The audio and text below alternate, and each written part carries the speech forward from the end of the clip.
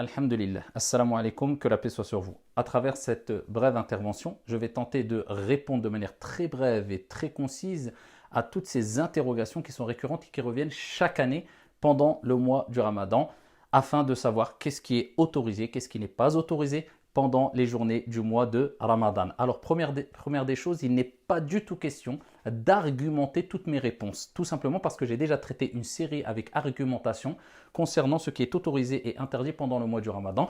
Je vous renvoie vers mon site officiel rachideljaï.com ou ma chaîne YouTube officielle. Il y a une rubrique questions-réponses de Ramadan. Alors, ici, je vais répondre de manière très résumée, Inch'Allah, wa billahi tawfiq, et mes réponses sont basées principalement sur l'école de droit, le madhab de l'imam Malik rahimahullah.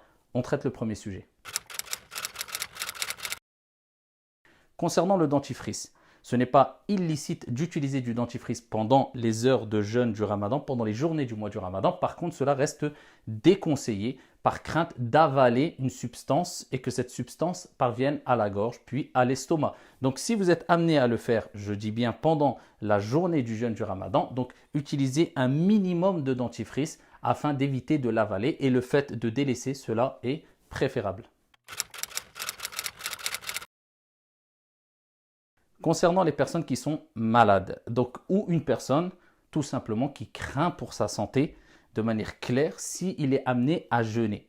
Donc à ce moment-là, il ne jeûne pas, il est considéré comme une personne malade et il devra rattraper sa journée de jeûne quand il en aura les capacités après le mois du Ramadan, Inch'Allah. Concernant les personnes qui ont une maladie chronique, donc une maladie qui va les suivre quelque part à vie. À ce moment-là, ces personnes-là, ils ne sont bien sûr ni tenus de jeûner le mois du Ramadan, mais aussi ils n'ont pas à rattraper ces journées de jeûne non jeûnées. Mais par contre, il est préférable, pas obligatoire pour eux, de nourrir un pauvre pour chaque jour non jeûné. Et il en va de même pour les personnes très âgées, très avancées dans l'âge. Donc pour eux, il n'est pas obligatoire de jeûner si ils éprouvent une grande difficulté et pénibilité ou il y a un risque clair pour leur santé dû à leur âge très avancé. Et par contre, cela, il leur sera préférable simplement de nourrir un pauvre pour chaque jour non jeûné. Concernant les vomissements, si la personne vomit de manière involontaire, à ce moment-là, cela n'annule pas du tout son jeûne. Par contre, même si elle a vomi de manière involontaire, mais elle a été amenée à ravaler, akramakumullah, une partie de son vomi, eh bien, cette journée de jeûne devra quand même être rattrapée. Par contre, si la personne vomit volontairement, cela, bien sûr, annule la journée de jeûne.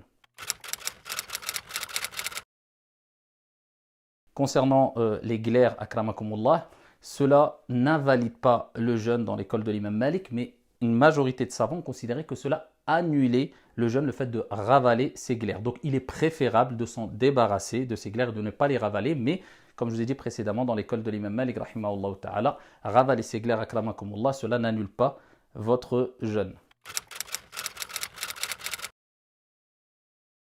Bien sûr que ravaler sa salive, c'est quelque chose de naturel et on ne peut pas s'en détacher, cela n'annule pas du tout le jeûne. Al-imsak, c'est l'abstention, le fait de s'abstenir de boire et de manger de manière préférable 15 à 20 minutes avant l'heure de l'fajr. On a le droit de manger et de boire jusqu'à l'heure de l'fajr. Mais il est préférable, particulièrement dans l'école de l'imam Malik, rahimahullah ta'ala, et l'argumentation est très forte de leur côté, eh bien il est préférable de s'abstenir 15 à 20 minutes avant l'heure de al-fajr. Concernant les prises de sang, cela est autorisé. Et les savants ont fait une analogie, un qiyas avec al-hijama, donc il n'y a pas de problème de faire des prises de sang, surtout si cela concerne une raison médicale, il n'y a pas de problème de le faire et cela n'annule pas le jeûne. Concernant les vaccins ou une piqûre quelconque, cela bien sûr n'annule pas le jeûne, sauf si ce qui va être injecté dans notre corps, c'est quelque chose de nutritif. Donc à ce moment-là, ça annule le jeûne et il faudra rattraper le jeûne. Alors concernant les gouttes qu'on met dans les yeux ou dans le nez ou dans les oreilles, la règle elle est claire. Tout ce qui va parvenir à la gorge, eh bien cela annule le jeûne. Si on s'assure que ça ne parvient pas à la gorge, à ce moment-là, cela n'annule pas le jeûne. Donc c'est pour cela qu'il est préférable de ne pas utiliser de gouttes ni pour les yeux, ni pour le nez, ni pour les oreilles pendant la journée de jeûne, mais les utiliser avant d'entamer la journée de jeûne ou bien après avoir ici terminé sa journée de jeûne. Si c'est impératif et c'est médical et on est obligé de le prendre en journée bien sûr, eh bien à ce moment-là, si on sait que ça va parvenir à la gorge, eh bien on rompt le jeûne et on rattrapera le jeûne après le mois du Ramadan, Inch'Allah. Alors concernant les rapports intimes avec son épouse, l'épouse avec son époux, pendant la journée du jeûne du mois de Ramadan. Alors je ne parle pas en dehors des heures de jeûne du Ramadan pendant le mois du Ramadan, ce qui est totalement licite. Je parle pendant les heures de jeûne du Ramadan, à l'unanimité des savants, cela est strictement interdit. Et celui qui a eu un rapport avec son épouse pendant la journée du mois du Ramadan, ou une des journées du mois du Ramadan, eh bien, il doit non seulement rattraper cette journée-là, mais en plus de cela, une expiation. Dans l'école de l'imam Malik, il préfère que ça soit le fait de nourrir 60 pauvres. Et concernant le fait d'embrasser son épouse ou son époux, ou bien d'avoir ici des caresses ou autres, eh bien, les savants ont dit qu'il y avait plusieurs cas. Si la personne le fait pour dire au revoir, bonjour, de manière, on va dire, sans trop de désir, et s'il n'y a aucun problème de le faire. Si c'est fait avec un désir qui peut provoquer la sortie d'un des liquides qu'on appelle soit al-mani ou soit al-mavi, c'est-à-dire le liquide séminal qui peut sortir après des désirs, ou bien le sperme. Donc à ce moment-là, ils disent que s'il y a une crainte, cela est déconseillé. Et si la personne, elle sait pertinemment que cela va provoquer la sortie d'un de ces deux liquides, cela devient interdit. Alors concernant tout ce qui est gel, crème, etc., cela est autorisé car ici le dalil c'est adamud dalil, la preuve c'est qu'il n'y a pas de preuve qui l'interdit. Concernant le parfum, le fait de sentir des odeurs ou bien de l'encens ou bien ce qu'on appelle al-prur, ici s'il y a une fumée qu'on va inhaler avec une bonne odeur, accompagnée d'une bonne odeur, de telle sorte que les particules de la fumée parviennent à la gorge, cela annule le jeûne si on l'a fait volontairement.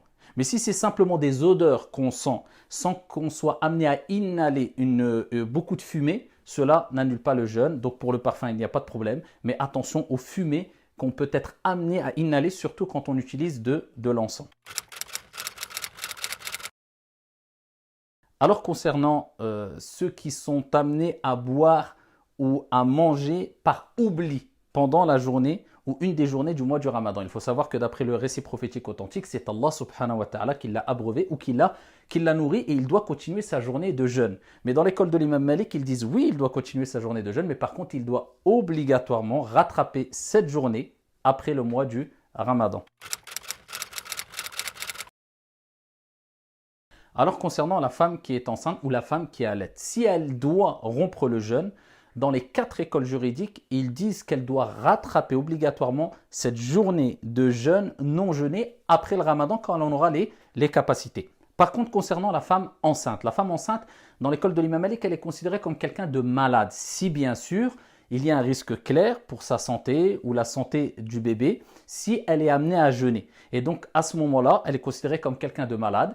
Elle ne jeûne pas et elle rattrapera sa journée de jeûne après le mois du Ramadan. Mais si elle a les capacités physiques de jeûner, elle doit jeûner bien sûr. Concernant la femme qui allaite, et qui, après prescription d'un médecin ou recommandation d'un médecin, doit arrêter son jeûne car il y a un risque clair pour elle ou pour l'enfant, eh bien à ce moment-là, elle doit rompre son jeûne et elle devra rattraper sa journée de jeûne après le mois du Ramadan, Inch'Allah ta'ala, quand elle en aura les capacités. Mais en plus de cela, eh bien, elle doit nourrir un pauvre pour chaque jour non jeûné. Alors, médire, se disputer, apporter de faux témoignages pendant la journée du jeûne du Ramadan, même en dehors du Ramadan, cela est interdit, fait partie des grands péchés. Par contre, ici, pendant le mois du Ramadan, c'est encore plus grave. Est-ce que ça annule le jeûne? Non, ça n'annule pas le jeûne, mais ce qu'on peut dire, c'est que la récompense est diminuée, voire quasi inexistante si on est amené à mentir, se disputer ou commettre des graves péchés pendant la journée du jeûne. Alors la personne qui ne prie pas en dehors ou pendant le Ramadan a fait et a commis un péché qui fait partie des plus grands et graves péchés en islam. Par contre, chez la majorité des jurisconsultes et des savants musulmans, cela n'annule pas son jeûne du mois du Ramadan. Il doit se repentir et profiter de ce mois du Ramadan pour revenir vers Allah subhanahu wa ta'ala, mais son jeûne, incha'Allah, reste valide.